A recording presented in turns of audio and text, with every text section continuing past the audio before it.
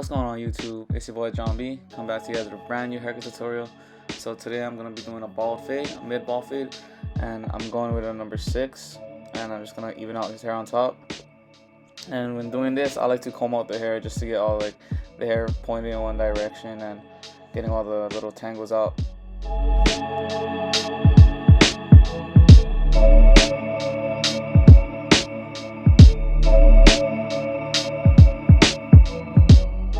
After that, I'm going to be using my trimmers. These are Babyliss Fx trimmers. These are 0 gap, and I'm going to make my first guideline.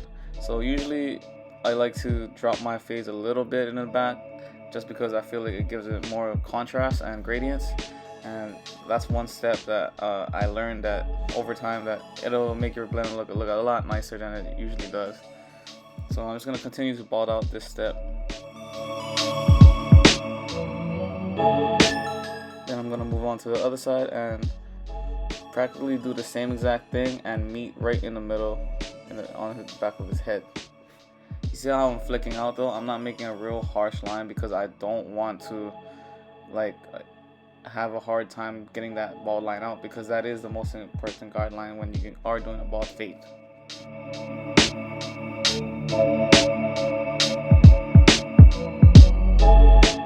So for this haircut, I'm going to be using the Wahl Magic clip. This is a good all-around clipper for you beginners and for you guys that's been cutting for a long time. You guys know this is like the reliable clipper that pretty much can work on anything.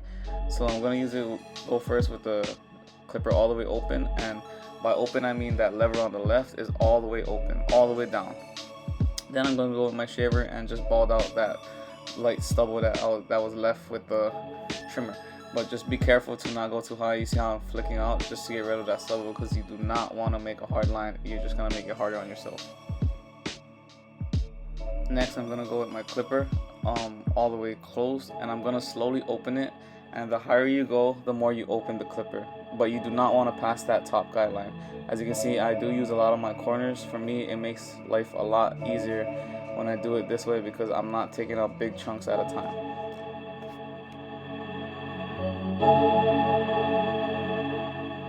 And if you haven't yet, don't forget to subscribe to my channel. I'm coming out with these weekly videos, and I hope you guys are learning a lot and taking interest in barbering, or if you guys are just watching just to see like this is like soothing to you that you get to see people getting their haircut. I know some people like that and it's satisfying, but if you haven't yet, subscribe to my channel. I really appreciate all the love and support, all the comments, whatever. I just really appreciate everything.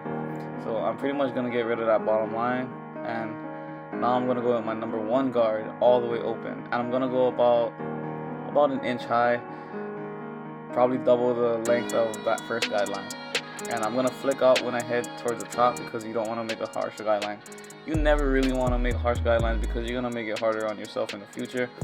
Maybe when you get better at cutting hair and you want to start using hard lines and you know you can blend it out, then you can do it that way too. But just for me, I like to flick out a lot. Then I'm going to go close the clipper and I'm going to blend out that bottom line a little bit. But the way you're going to blend out is with the half guard, because that's the one that's in between the 1 and the 0. So you're going to use this half guard and just pretty much blend it out. Use that lever and use the corner. As you can see right here, he has like a darker spot in the back of his head because he has bumps, and that's normal for people to have bumps all around their head. So you kind of have to use your imagination and you play with the lever to get that dark spot out.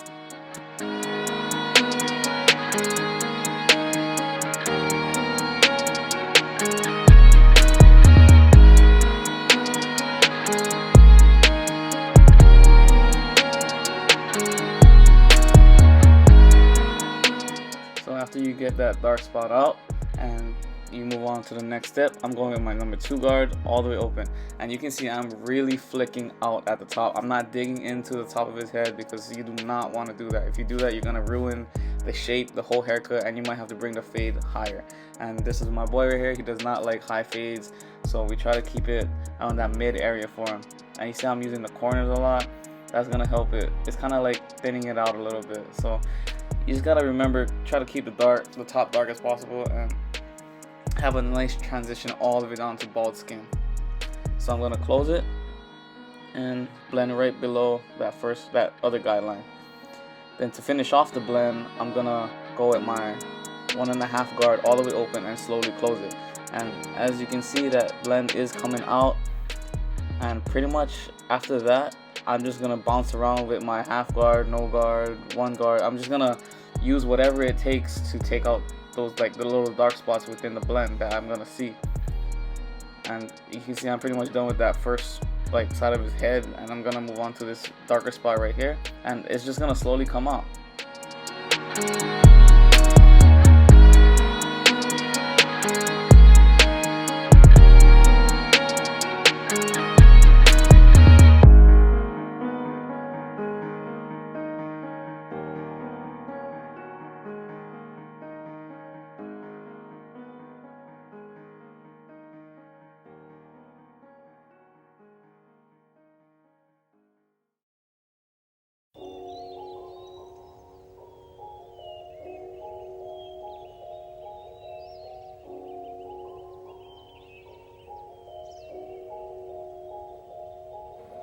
As you can see, that blend is coming out crazy right now, and I've been cutting his hair for a few years now, or maybe like, I want to say maybe 6-7 years actually, but he hasn't came in like maybe a year, so this is my first time cutting him in a year, and I told him I'm gonna use it for a video because I don't know when he's gonna come back again.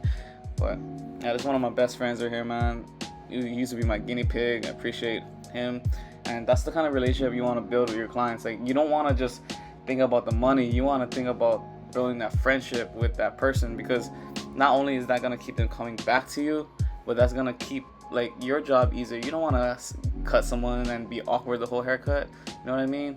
So don't only build clientele for money, but build it for friendship and relationship. Like, that's what it's all about, genuineness. So for this other side, I'm pretty much going to do the exact same steps, so I'll get back to you guys when it comes to the lineup.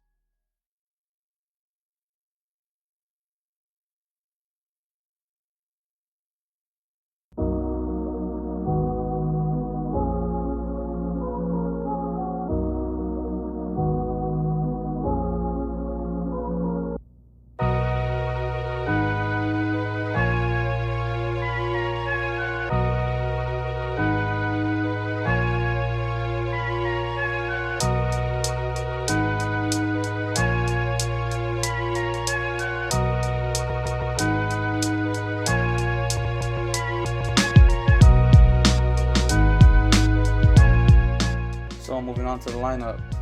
He doesn't like his lineup too sharp, so we're literally just hitting the tips. I'm using my brush. I like to use the brush when I'm doing a lineup just because it'll brush all the hair down evenly and it has some strength to the bristles rather than being a comb. So I'm lightly just tapping at it and pulling away towards the end. And like I said, he doesn't want like the harshest lineup, so we're just gonna keep it cool with him. I usually like to start from the top, or in the middle, excuse me, and work my way to the sides. I'm gonna hit this C cup right here, and that's pretty much looking like a good haircut to me. And I'm gonna just finish off with the razor, but I gotta do the other side first.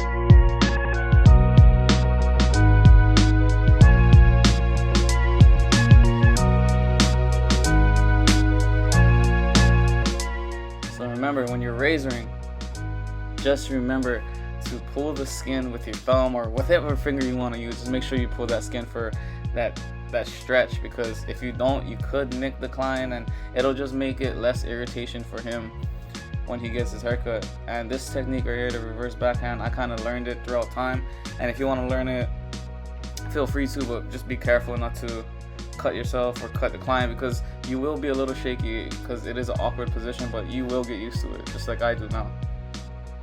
So that's pretty much the end of the haircut. If you haven't yet, don't forget to like, comment, and subscribe. And it's your boy John B. Thank you guys so much. I'm out.